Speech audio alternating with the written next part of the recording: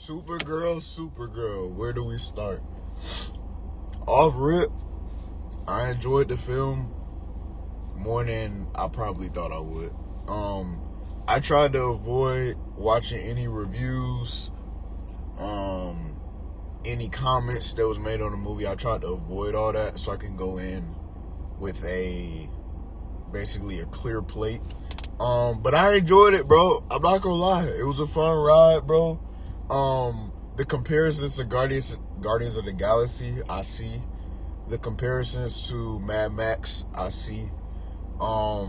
It was just fun, bro. It was a lot of fun. But also it was a heartfelt story.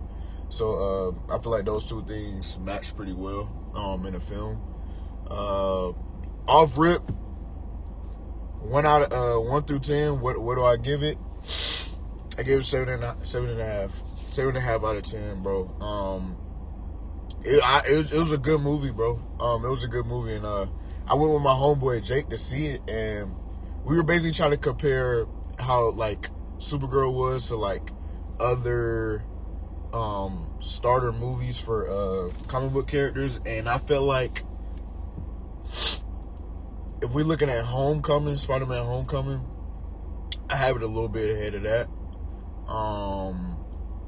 As far as story goes, and then just world building, everything we got to see.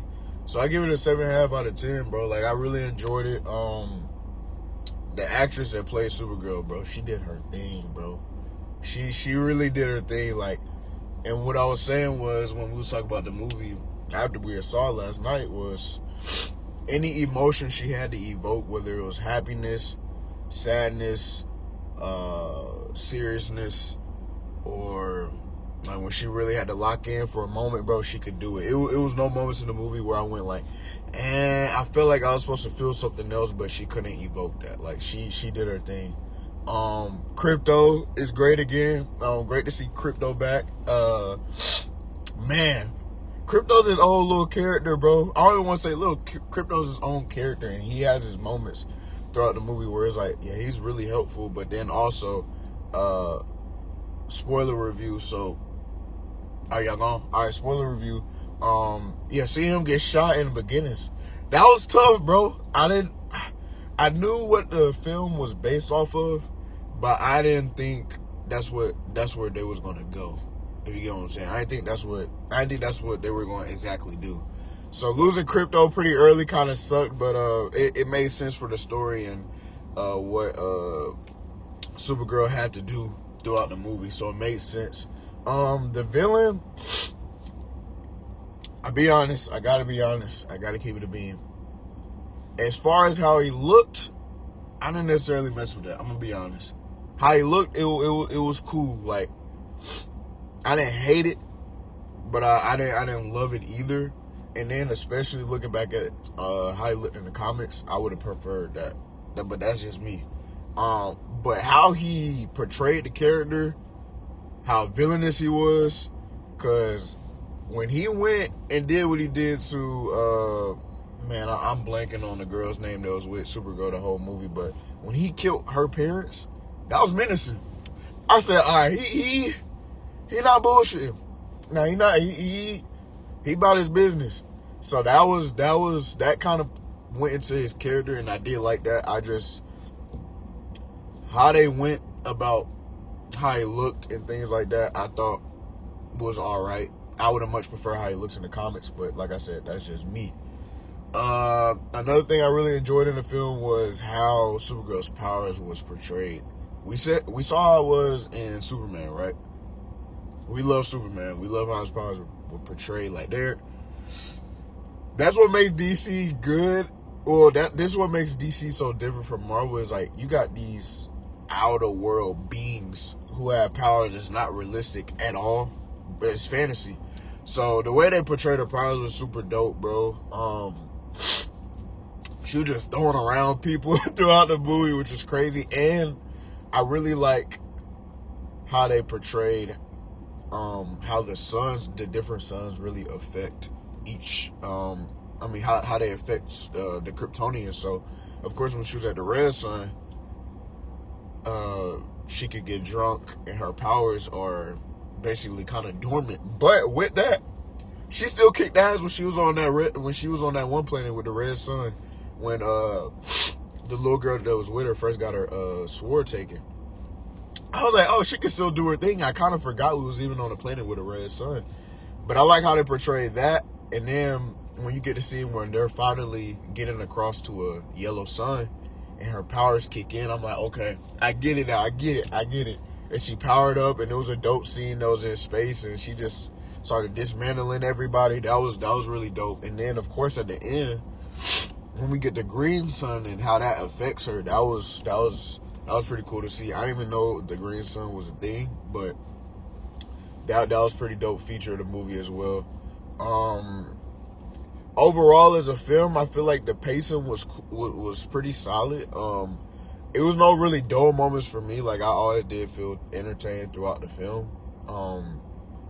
Of course, there's some holes that are there as far as, like, I did wonder where the ship came from that she had. We never kind of got backstory on that, but it wasn't something I was overly tripping about.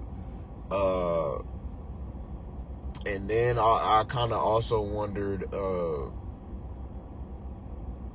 don't know, it was just different. It was different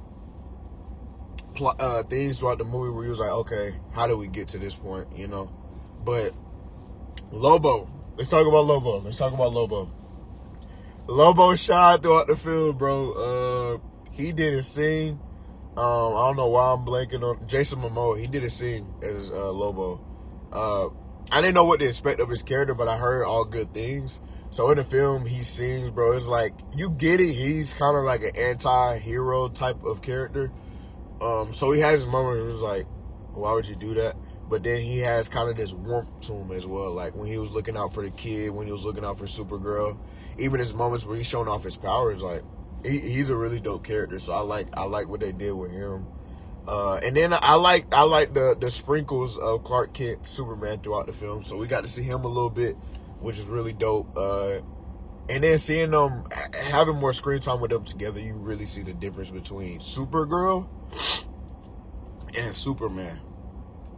And I like how they basically explain, like, they had two different upbringings. So they got the same heart, they got the same morals, but how they look at the world is different because Superman was raised on Earth versus Supergirl.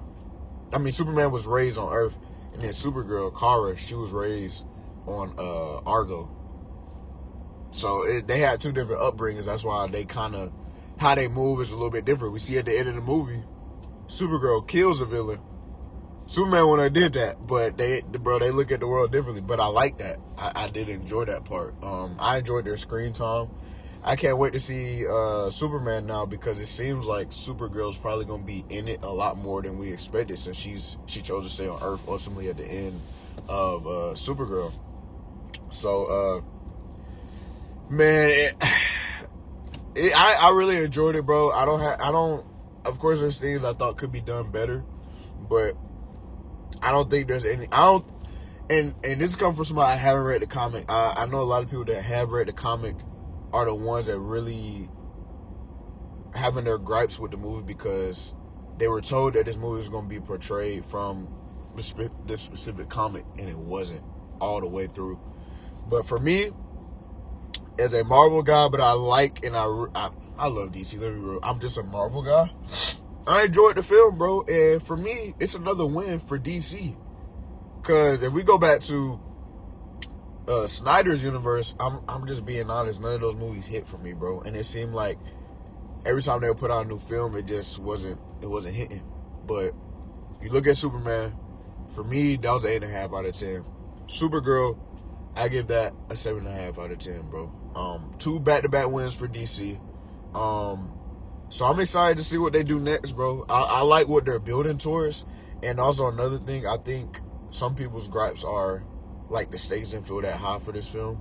That's okay, bro. Every film doesn't have to be Avengers Endgame, Infinity War, even Justice League type of stakes, like earth-shattering. It doesn't have to be that. Like, build up the character, give them a good storyline, and let that be that. And that's what Supergirl was, bro. I enjoyed it. I enjoyed the different species of aliens that we got to see and the different languages they had. Like, that was a really dope part. Like, It was one scene where it's just one alien that it wasn't even legible like English. It was more like sounds that they was making to speak. And the way that Kara kind of did that, they emoted her jawline to do that. It was dope. I like how they portrayed the different species of aliens in the film. I enjoyed it, bro. I enjoyed it more than I thought because I kind of went in kind of like not too high, not too low. We'll see what happens.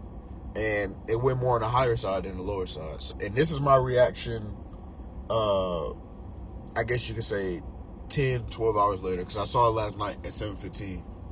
So, yeah, bro. SuperGirl was a dub. Another win for DC. 7.5 out of 10. But y'all let me know what y'all think in the comments, bro. Let me know if y'all vibed with it or not. I vibed with it. I'm not gonna lie. I did. So, I can't wait to see what DC does next with Clayface and Lanterns. Yeah, bro. But I enjoyed the film overall. The suit on Supergirl, all the superhero shots that she has in the film are fantastic, in my opinion. All the flying scenes, for the most part, are smooth. There's some things where it's like, the CGI could be a bit better, but that's me being picky. But her powers, her heat vision was portrayed strong. Like, it was a lot of scenes where she was doing that, and it's like, oh, wow, this ain't your normal, like, heat vision. Like, she's a Kryptonian, bro. So, and I had to add this in here, too, bro. Some of those scenes on Krypton and Argo was so emotional, bro. So emotional. Getting that backstory into Kara's parents and what exactly happened and seeing all that play out, that was tough to see, bro. That's why you kind of had to understand where Kara is coming from and why she is feeling what she's feeling and doing what she's doing. I mean, first of all, she basically wasn't even raised on a real planet because Argo was basically a plot of land on Krypton that got shipped off into the outer space because of, the planet was dying. But, bro, some of those scenes with her parents and especially her dad, when her dad was basically trying to explain to her, you gotta go to Earth because we're gonna die and we can't let you die because you're our souls. You are a combination of my own and your mother's soul that will unfold in the future. That's a hit, bro. I was like, I get it. That's why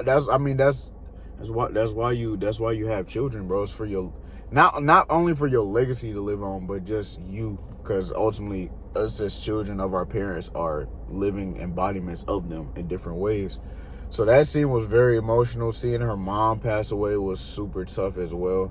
But it just gives you more backstory into why she is who she is, bro. Like, of course she's gonna be hardened, bro. Like, she grew up on this basically plot of land floating in the universe, and then on top of that, she lost her folks, bro. What you expect?